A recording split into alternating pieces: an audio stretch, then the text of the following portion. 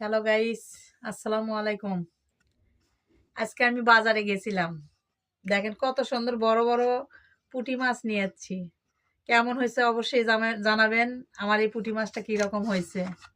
তারপরে গরুর মাংস নিয়ে যাচ্ছি, তারপরে পেঁয়াজ নিয়ে যাচ্ছি, টমেটো নিয়ে যাচ্ছি, তারপরে আমাদের বগুড়ার হাগড়াই আলু।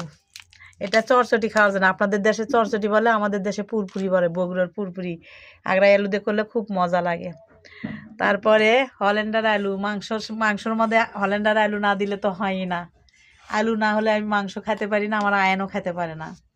তারপরে মুগরি নিয়ে যাচ্ছি, বুঝছেন, 4টা মুগরি নিয়ে যাচ্ছি। তো তারপরে কাঁচামরিচ নিয়ে যাচ্ছি।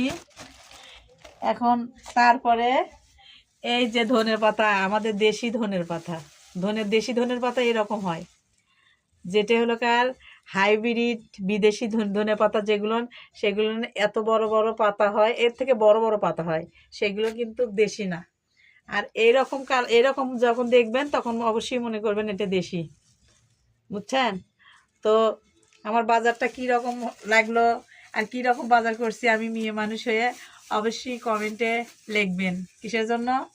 আমার হাজবেন্ডের বাজার করে খাওয়া লাগবে না, ওই জন্য নিজে বাজার করা শিখছি, বুঝছেন। টাকা দিবে, আমি বাজার করব।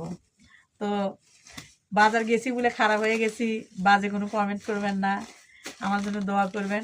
আমি যেন সুন্দরভাবে এইভাবে বাজার করে খেতে পারি, আমার বাচ্চা কাচ্চাকে নিয়ে দোয়া করবেন। আসসালামু আলাইকুম। এই যে এগুলো পুঁটি মাছ কীরকম হয়েছে অবশ্যই কমেন্ট করে জানাবেন। আর কার কার পছন্দ, কিভাবে রান্না করলে এটা বলবেন।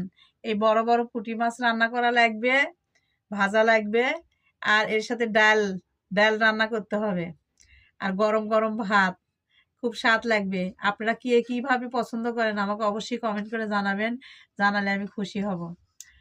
তো ভালো থাকবেন, খোদা হাফেজ।